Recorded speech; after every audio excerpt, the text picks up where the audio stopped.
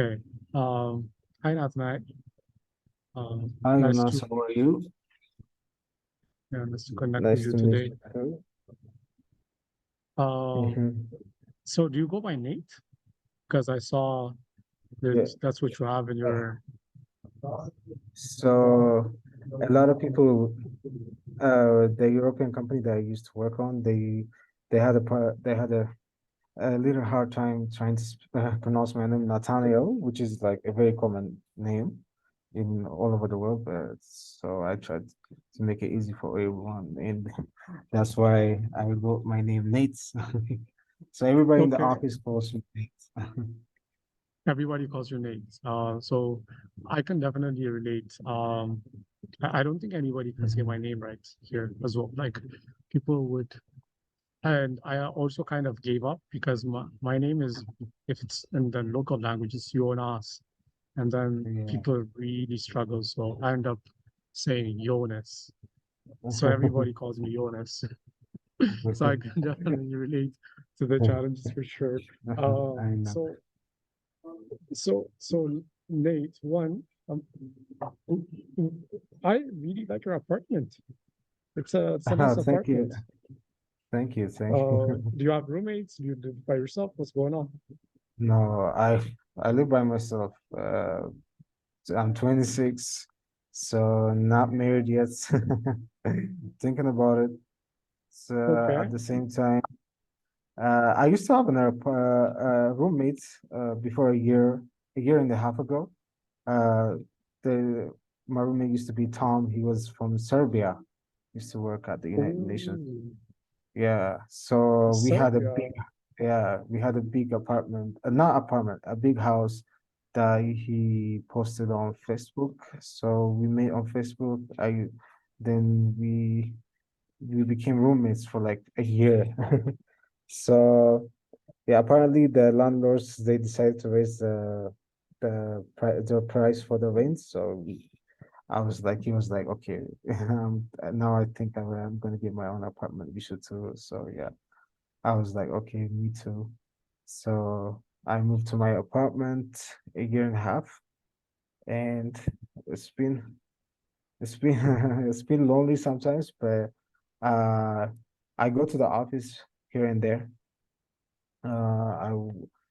My office is nearby. My apartment is in Boli, so my office is also in Boli. It's like a 10 minutes, 15 minutes drive. Aside from Oh, traffic, aside from traffic. oh, So it's very nice. nice. That's very nice. Yeah, I mean, Bone is one of the nicer parts of town, or at least it used to be. So, uh, yeah, It actually is. It actually is. And the prices are a little bit expensive here, but it is worth it because the drive that you have to do is like there's no traffic, so you can get there in time. So I can relate because somebody was saying that sometimes just one way, trying to get to the office would take them 2 hours, and then it would take them 2 hours to go oh back. yeah, So, in which rush is, hours, yeah, yeah. Mm-hmm. Mm-hmm. So yeah, that's one of the advantages I see. yeah. And so, from what I know, um, you've been working in the web dev uh, I guess, industry for a while now, right? Can you tell me a little bit about what you've been So doing? so I've been working uh from third year from third year in my college years. So when I was in college, I was at third year, and we had this course. Well, I remember the teacher. His name's Fitzel. So he taught me WordPress. So back in the days, like, we were doing frameworks, Android, and for front end and back end web development, the one course that I had Spring in Java. Even though in college, you get like the general knowledge, not like in-depth knowledge, you know? So you really have to experience it in a project or something. But when I got the lesson, the WordPress course, I was so interested because we were able to make websites in a minute. and generate like from templates and also write our own custom themes. And the basic thing was it was SEO friendly. So after my third year, after I was done by my course, my teacher he assigned me a project that he was working on. He gave me a little cash, so that's when I started. So when I saw that you can make money, then I went to my cousin. I told him, let me make a website for your company. So what I did was I used to ask a little amount of money, and I used to give him like the whole package. So in the back of my head, I am doing my own promo. So I know people will see the website and they will come to me. So uh, and I really like try to be detailed as possible because a lot of people just when they deliver any type of project, they don't really see the scalability or that like the client will come back to them and ask them for this and this and this. So I used to add like a package add-on on like if you give me like extra money, I can maintain your website for a year, which is like which is a very good marketing. People will like that and they don't have to worry about the hustle and stuff. So ever since my surgery, I did like one, two, three websites for my cousin and his friends and local tour companies. They started to come to me. And after that, then I started working on a company called Roha Tech. They hired me as a junior software engineer. So basically they had like multiple local projects, websites from like for NGOs and stuff. So whenever they need a website, like I was the one that used to do it. But after working there for like a year, I wasn't still in college. Like I was in my first year. I really thought I was being abused because the salaries that I was getting in I was literally doing the whole project. Yeah, So yeah, that's the student life for you, right? Yeah, you're exactly. still learning, so you don't get paid. Yeah, yeah.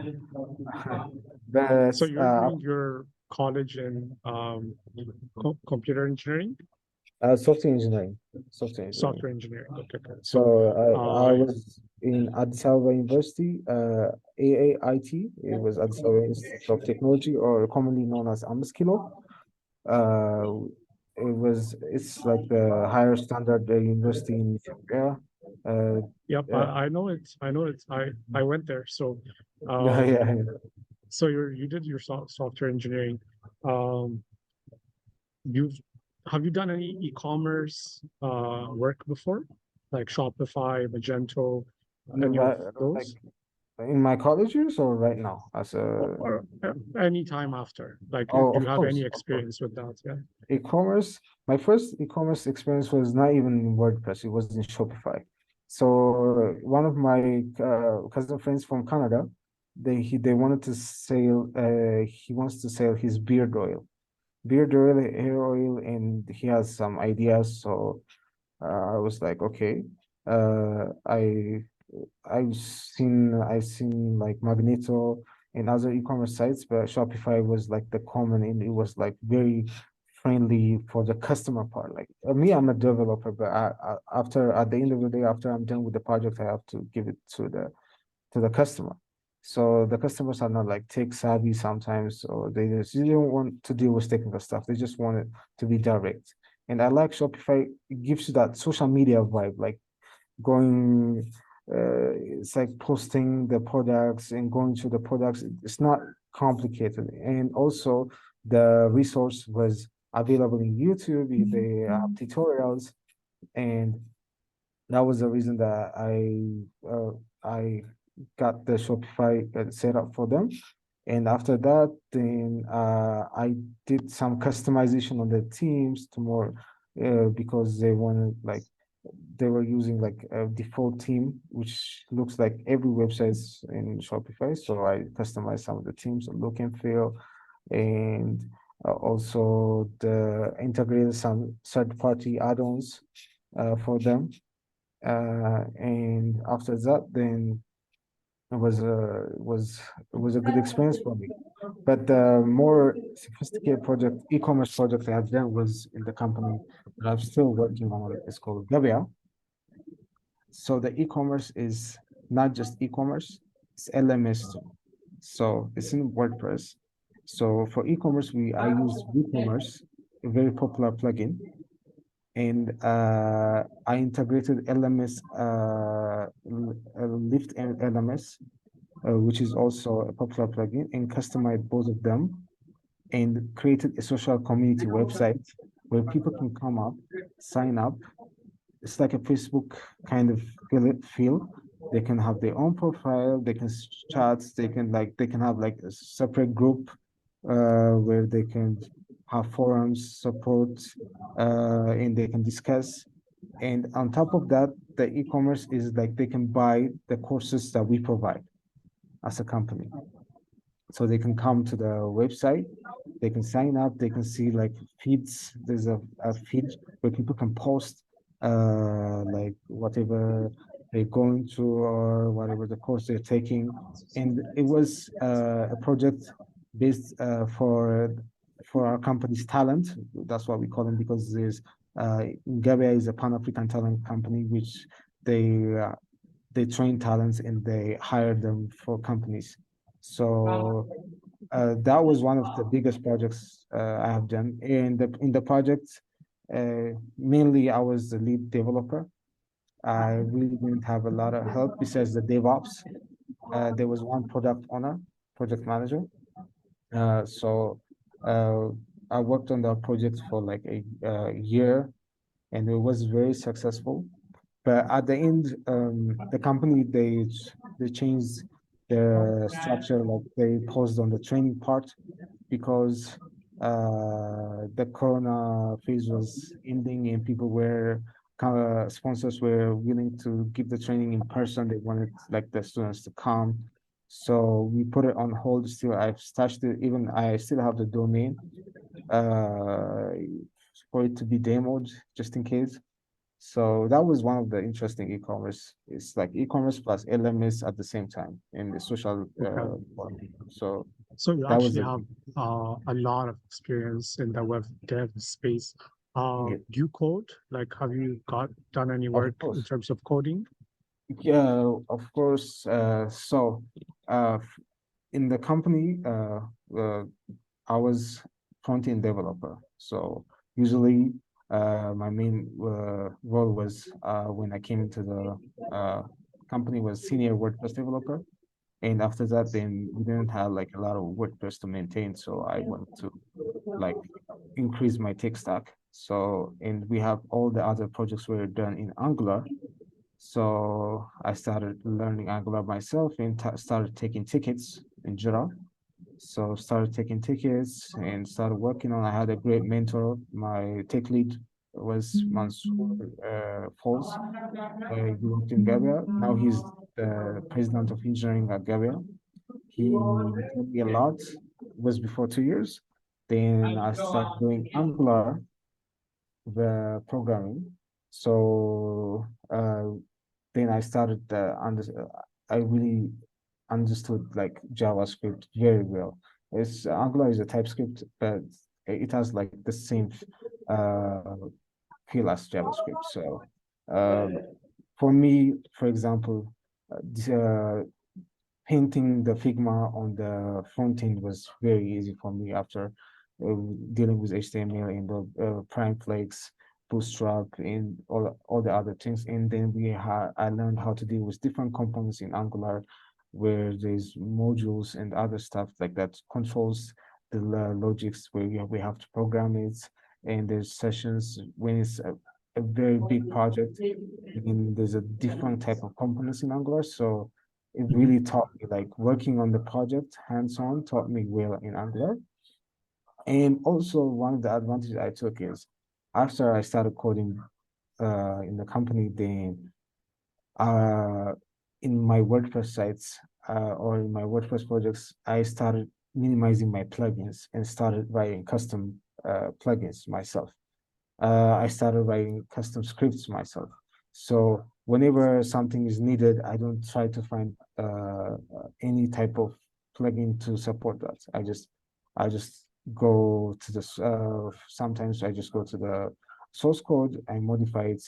Some of the WordPress sites they are hosted on a repo, so And besides that, one of the advantages also like me minimizing those plugins and understanding how the the JavaScript works really gave me an advantage on improving the page speeds for the WordPress sites that I have. And also I have like some tricks on my hand where when I came to first, for example, in my company, Gavia, the WordPress site was very slow, very junky, the page speed was like ranking very low. And the speed score was on Google speed test. It was like 12 on mobile and 26 on desktop. So that was Oh like wow. very, very low. So it's like low speed page speed means like very low SEO, which defeats the purpose of making a WordPress site, which we mainly do for SEO purposes only. Okay. Yeah, mainly. So Amazing. So yeah. I think that's um I can clearly see that you have a depth of experience on the technical side. Mhm. Have you ever ventured into a bit of some maybe leadership roles in terms of leading projects, or is that something to come in your future career? Actually, I was a lead on the e-commerce site that I was mentioning about on the LMS and e-commerce combined project that I had. Um, I had two other, one was intern and one was a junior developer. They were under me. So I'll even though I try to do the heavy lifting sometimes because that was my first experience as a lead. You don't want like you sometimes when you don't have that much amount of time, you try to do things by yourself because you fear that they will ruin it. But when time because I had a good relationship with them, I really wanted to teach them. They were inspired, so I taught Yeah, them like basic integrations, and also they used to do like I used to assign tasks to them. We used to divide it. We had our own Slack channel. We used to share ideas. They used to share what they're having difficulties on. So pretty much it helped me when I was leading that project. It really helped me. And after yeah, that, I'm still in the uh, lead front end developer here. I have one people under me. Still, they're trying to hire, but the person that's under me is very good, very good. So usually it's just like we handle things based on priorities. We divide our tasks together, and it's a very straightforward and friendly role. It's not like I'm a leader. You have to do this now. yeah. So That's that's fascinating. So, I guess a question I have for you is, I see that uh, you really understand the technical side of things, and then sometimes people would go and they get to a point in their career, and then now they decide, okay, really understand the technical side. Now I want to go into the people side with more management and leadership, and then some people say, I just want to continue to refine my craft and become an expert as a web developer or a programmer. So, what is your feeling like? Do you want to go more towards leadership? Do you want to continue to just own your craft and become an exceptional dev? Like, what's your feeling? so right now, because I'm a developer and I'm 26, I have no intentions on going on people's role because uh, it's uh, I'm still like very eager to learn. Like, it drives me to know what new technologies are coming, especially AI, and I'm at the point where I am like starting to get like to be at the peak of my the skills, but at the same time, these new technologies are just come.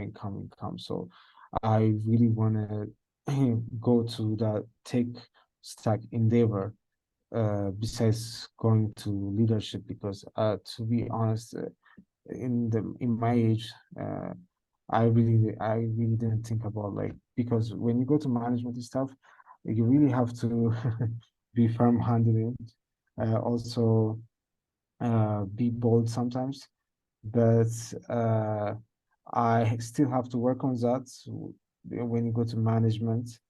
But even to go to those stuff, you have to have the interest, as I can say. Okay.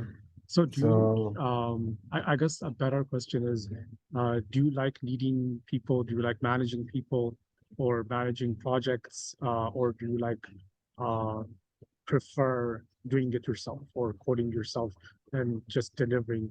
Uh, because you're saying you're 26. Are you saying is it because you're old or young? I can't tell. young, young, of course. Young. So you're Because young. Okay. So you feel like you're really young. So you're not ready yeah. to go into like management. But are you interested in going into them at some point? Of course, some point, yeah, because you cannot code forever. Like that's what my boss said. Mansoor, he was the best teacher I had and also my mentor. But at the same time, now he's in management. He's the president of engineering. He used to code with us, so he's probably like 35 something right now. Okay. So So you just feel like you're too young to step yeah, into like a leadership role. Okay. yeah, Um, exactly. yeah. I, okay. Interesting. That's good to know. And um, so how from what I see, you speak really good English. Tell me a little bit about that. Like, how did that come about? I know you're in Ethiopia. So tell me a little bit about uh, how that came about. A lot of movies. But A lot of movies. There you go. Okay. but I have to say, like, I learned in in a high school called SOS. I grew up in Awasa, so Oh, SOS was okay. a international school. It's SOS Hermager Minor School. Uh, so everything that were taught in the high school majorly were in English, and also even from KG to high school, that's the school that I learned. And particularly when we were learning at that time, so I had access to a lot of uh, internet and movies. So uh, one thing led to another. It just sticks in the back of your mind whenever you Yeah. listen to music or movies. And after that, then I started going to college, and I had like a couple of foreigner friends, which I knew, and I don't know. That's how I don't even know how I, I got good at it. So I just it's just been like this for since I can remember. But Okay. yeah, I guess I know quite a few people that came out of SUS and Awasa, and especially when you get to the college level, you'll find a lot of people. I think the other one was yeah, Comboni good, and SOS. yeah. Those two used to be Those one two of the were really good like schools out of yeah, the top it schools was out of Awasa, right? Yeah, yeah. There it was probably a has lot of changed now. competition. That was, yeah, Yeah. I think a lot of new ones probably have come up, but back then they were like one of the Um, true. Back in our Uh, times, you have to like your parents were on us. So in class, everybody has to have like good grades. So I remember like my I average was know, like 82. That means like I have like of the 10 courses subjects, that's what we call them. From 10 subjects, I might have like 8 A's and 1 B and 2 B. And my rank will be 10 out of the 40 people, because it's very highly yeah, competitive. it's so competitive, and I think Yeah, this is something that a lot of people don't know either. Is in our education system, everybody gets a rank. I don't know, it might be yeah, similar in other education, but yeah. here, when I came to Canada, what I realized is that doesn't happen. So, but when I grew up, if there's like 30 students in a class, there's number one, number two, all the way Number to two, 30. And it and wasn't even like they just stopped counting after a while. They would let you know if you're last, you're last, if I you're first. know. So your parents are always on your case to be like number one. And Number one, uh, exactly. But it always, really developed the hunger for learning more competition. So even though you're good at something, you try to be best at something because there's yeah, another guy that's trying to do better than you.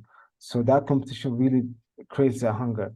If everybody gets A and there's no rank, then you'll be just good enough for A's. But like if there's competition on ranking, then you'll try to do harder to beat the other guy and try to learn more. And that really like yes. it really has an effect on you when you even when I grow up. I just like to I don't like not knowing the stuff. If I don't know it, then right away I'll try to Google it, try to understand it, Yeah, and at least I'll not be in the dark the next time I that subject is raised. So it's very good. yeah, that's really impressive. Um, so do you have any questions for me? Uh, or maybe. Yeah, you can When ask me. I where, think this is we're where, having a casual chat, so yeah, exactly. So, when did you go to Canada? 8 years ago. So I Wow. came to Canada 8 years ago to do my master's in Mhm. construction engineering and management. Oh, how did that go? Uh, it was, I mean, it was busy. And coming from Ethiopia, I didn't know how to cook. Um, so it was a bit of a tough experience. And the winter was really tough. I was gonna ask you Even something. now, I today, was gonna ask you yeah, about that. yeah, today we actually had our first snow of the year. Oh, So oh, today's what the 23rd of October. Isn't it October. early Yeah. to have like, so summer is Oh, ending? it's actually late. No, it's Oh, late. Sometimes I'm in Edmonton. It snows oh, way oh. early. So today we got first snow. Um, yeah, it gets really cold. So overall, uh, assignment on assignment, super busy. But Mhm, you grind it out. mhm. Yeah, it was good. Can't complain. That's fantastic. That's fantastic. You have like, you're married. Were you married when you came to Canada, or you just got married No, there? no. I was engaged. So right before I left, Oh, I got engaged, and then after I finished uh, my fall and winter classes, I went back like in April, and then we got married. mhm. And then she was here 3 months later. So Oh, fantastic. That's yeah, amazing. yeah. So have you traveled outside of Ethiopia? Uh, I've been to Germany 2 times. Uh, when I was in 11th and 12th grade. So my father, he's a professor at the University of Hawassa. That's how I grew up there because he was a professor there. And at the at 11th grade, he wa- he literally learned from his degree to master's PhD in Germany. So he speaks very well German, and he's been to Germany like a long time. Uh, he so basically that's his second home. So at one time he was staying there for 2 years. So every summer, 11th and 12th grade, we went to see him. Then at 12th grade, that was the final time I went to see him. Then he came back to Awasa. And he really never lived there for more than 2 years or 3 years. He used to come back to us. So that's Okay, after that, then I didn't travel to other countries. Probably this year I might start to travel, maybe go out because I've been working for 2.5 years nonstop. I didn't even take a leave for more than a week. It's the last time I remember. So I'm thinking about it. I'm thinking about it, but we'll see. yes. Um, Interesting. So, what is your favorite part of Addis? Like, what do you enjoy the most about Addis? Hmm. Other than the sun, of Interesting. course. I think the sun is, if you go abroad, you realize how much sunshine you actually get. But what are like things that you like to do here, I guess? In Addis, the good thing is there's a lot of things, especially these days. That's like they have like these parks in Total Park, Friendship Park, where you can go clear your mind. There's sports club. I play ground tennis, so I have this Greek club next to the Greek embassy. So in Oh Greek club, wow. Okay. yeah. Greek club. So I used to go to Greek school from grade 1 to Oh, 6. oh, oh, nice. So that's like right behind the school, right? Yeah, yeah, exactly. Okay, So you okay. can go play ground tennis here and there. Uh, and also in my favorite part about this is just uh, it's very modern, very modern. So a lot of access to people in uh, tech industries. There's communities, road tracks, startup communities as well. People like us, young developers, we have a place where we hang out together. So uh, I really like that part of Addis because the young people they're trying to ramp up the economy and start to come up with the idea, and there's a lot of places that you can go to connect.